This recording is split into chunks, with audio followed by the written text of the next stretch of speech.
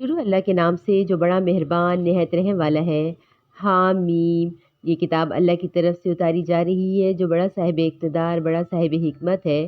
ہم نے آسمانوں اور زمین کو اور ان کے درمیان کی چیزوں کو کسی برحق مقصد کے بغیر اور کسی متعین میعاد کے بغیر پیدا نہیں کر دیا، اور جن لوگوں نے کفر اپنا لیا ہے وہ اس چیز سے منہ موڑے ہوئے ہیں جس سے انہیں خبردار کیا گیا ہے۔ تم ان سے کہو کہ کیا تم نے ان چیزوں پر کبھی غور کیا جن کو تم اللہ کے سوا پکارتے ہو؟ مجھے دکھاؤ تو صحیح کہ انہوں نے زمین کی کون سی چیز پیدا کی ہے، یا زمین کی تخلیق میں ان کا کوئی حصہ ہے۔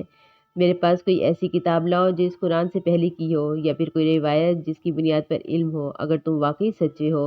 اس شخص سے بڑا گمراہ کون ہوگا جو اللہ کو چھوڑ کر ان من گھڑت دیوتوں کو پکارے جو قیامت کے دن تک اس کی پکار کا جواب نہیں دے سکتے، اور جن کو ان کی پکار کی خبر تک نہیں۔ لوگوں کو محشر میں جمع کیا جائے گا تو وہ ان کے دشمن بن جائیں گے اور ان کی عبادت ہی سے منکر ہوں گے، اور جب ان کے سامنے ہماری آیتیں اپنی پوری وضاحت کے ساتھ پڑھ کر سنائی جاتی ہیں، کافر لوگ حق بات کے ان تک پہنچ جانے کے بعد بھی اس کے بارے میں یوں کہہ دیتے ہیں یہ تو کھلا ہوا جادو ہے۔ کیا ان کا کہنا یہ ہے کہ اسے پیغمبر نے اپنی طرف سے گھڑ لیا ہے؟ کہہ دو اگر میں نے اسے اپنی طرف سے گھڑ لیا ہے تو تم مجھے اللہ کی پکڑ سے ذرا بھی نہیں بچا سکو گے۔ جو باتیں تم بناتے ہو وہ انہیں خوب جانتا ہے، میرے اور تمہارے درمیان گواہ بننے کے لیے وہ کافی ہے، اور وہی ہے جو بہت بخشنے والا بڑا مہربان ہے۔ کہو کہ میں پیغمبروں میں کوئی انوکھا پیغمبر نہیں ہوں، مجھے معلوم نہیں ہے کہ میرے ساتھ کیا کیا جائے گا، اور نہ یہ معلوم ہے کہ تمہارے ساتھ کیا ہوگا۔ میں کسی اور چیز کی نہیں، صرف اس وحی کی پیروی کرتا ہوں جو مجھے بھیجی جاتی ہے، اور میں تو صرف ایک واضح انداز سے خبردار کرنے والا ہوں۔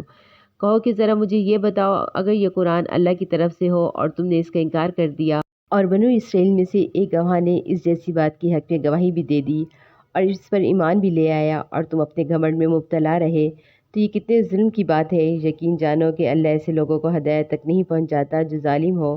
جن لوگوں نے کفر اپنا لیا ہے وہ ایمان لانے والوں کے بارے میں یوں کہتے ہیں، اگر یہ ایمان لانا کوئی اچھی بات ہوتی تو یہ لوگ اس بارے میں ہم سے سبقت نہ لے جا سکتے، اور جب ان کافروں نے ان سے خود ہدایت حاصل نہیں کی تو وہ تو یہی کہیں گے یہ تو وہی پرانے زمانے کا جھوٹ ہے، اور اس سے پہلے موسیٰ کی کتاب رہنما اور رحمت بن کر آ چکی ہے، اور یہ قرآن وہ کتاب ہے جو عربی زبان میں ہوتے ہوئے ان کا سچ بتا رہی ہے، تاکہ ان ظالموں کو خبردار کرے اور نیک کام کرنے والوں کے لیے خوشخبری بن جائے۔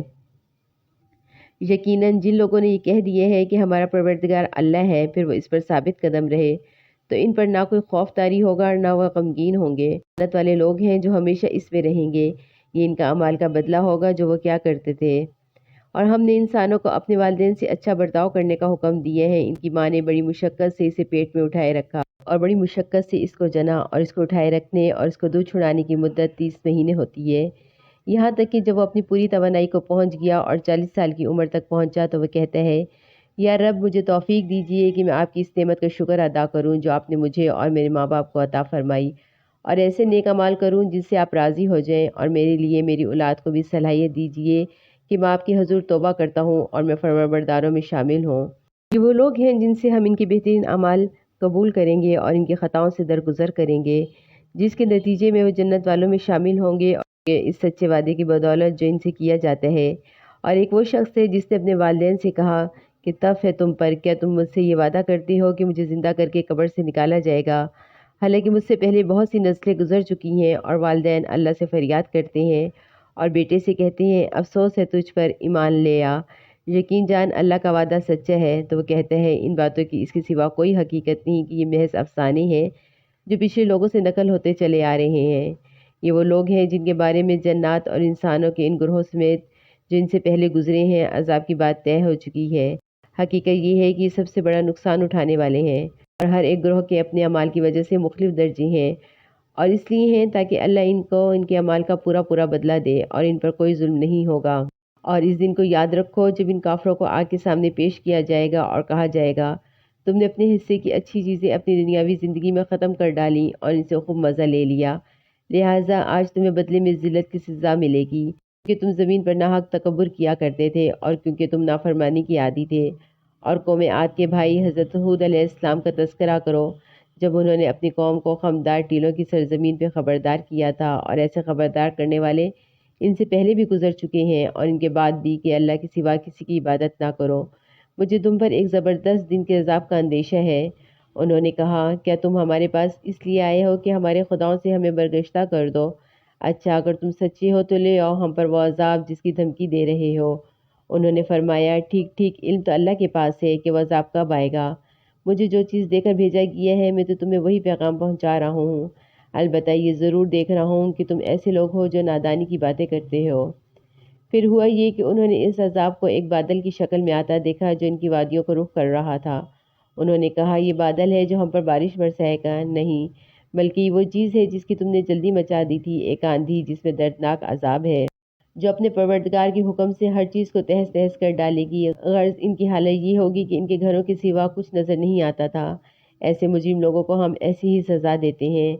اور اے عرب کے لوگوں، ہم نے ان لوگوں کو ان باتوں کی طاقت دی تھی جن کی طاقت تمہیں نہیں دی، اور ہم نے ان کو کان، آنکھیں اور دل سب کچھ دے رکھا تھا، لیکن نہ ان کے کان اور ان کی آنکھیں ان کا کچھ کام آئیں اور نہ ان کے دل، کیونکہ اللہ کی آیتوں سے انکار کیا کرتے تھے اور اس چیز کا وہ مذاق اڑایا کرتے تھے، اسی نے انہیں آ گھیرا۔ اور ہم نے اور بستیوں کو بھی ہلاک کیے ہیں جو تمہارے ارد گرد واقع تھیں، جبکہ ہم طرح طرح کی نشانیاں ان کے سامنے لا چکے ہیں تاکہ وہ باز آ جائیں۔ پھر انہوں نے اللہ کا تقرب حاصل کرنے کے لیے جن چیزوں کو اللہ کے سوا معبود بنا رکھا تھا، انہوں نے ان کی کیوں مدد نہ کر ڈالی؟ ان کے بجائے وہ سب ان کے لیے بے نشان ہو گئے۔ یہ تو ان کا سراسر جھوٹ ہے اور بہتان تھا جو انہوں نے تراش رکھا تھا۔ اور اے پیغمبر، یاد کرو جب ہم نے جنات میں سے ایک گروہ کو تمہاری طرف متوجہ کیا کہ وہ قرآن سنیں، چنانچہ جب وہ وہاں پہنچے تو انہوں نے ایک دوسرے سے کہا خاموش ہو جاؤ۔ پھر جب وہ پڑھ چکا تو وہ اپنی قوم کے پاس انہیں خبردار کرتے ہوئے واپس پہنچے۔ انہوں نے کہا اے ہماری قوم کے لوگوں، یقین جانو ہم نے ایک ایسی کتاب سنی ہے جو موسیٰ علیہ السلام کے بعد نازل کی گئی ہے، اپنے سے پہلے کتابوں کی تصدیق کرتی ہے، حق بات اور سیدھے راستے کی طرف رہنمائی کرتی ہے۔ اے ہمارے قوم کے لوگوں، اللہ کے داعی کی بات مان لو اور اس پر ایمان لے آؤ، اللہ تمہارے گناہوں کو معاف کر دے گا اور تمہیں ایک دردناک عذاب سے پناہ دے گا۔ اور جو کوئی اللہ کی داعی کی بات نہ مانے تو وہ ساری زمین میں کہیں بھی جا کر اللہ کے عاجز نہیں کر سکتا، اور اللہ کے سوا اس کو کسی قسم کے رکھوالے بھی نہیں ملیں گے۔ ایسے لوگ کھلی گمراہی میں مبتلا ہیں۔ کیا ان کو یہ سجائی نہیں دیتا کہ وہ اللہ جس نے سارے آسمانوں اور زمین کو پیدا کیا ہے اور ان کو پیدا کرنے کا اس کی ذرا بھی تھکن نہیں ہوتی، وہ یقیناً اس بات پر پوری طرح قادر ہے کہ مردوں کو زندہ کر دے، اور کیوں نہ ہو، وہ بے شک ہر چیز کی پوری قدرت رکھنے والا ہے۔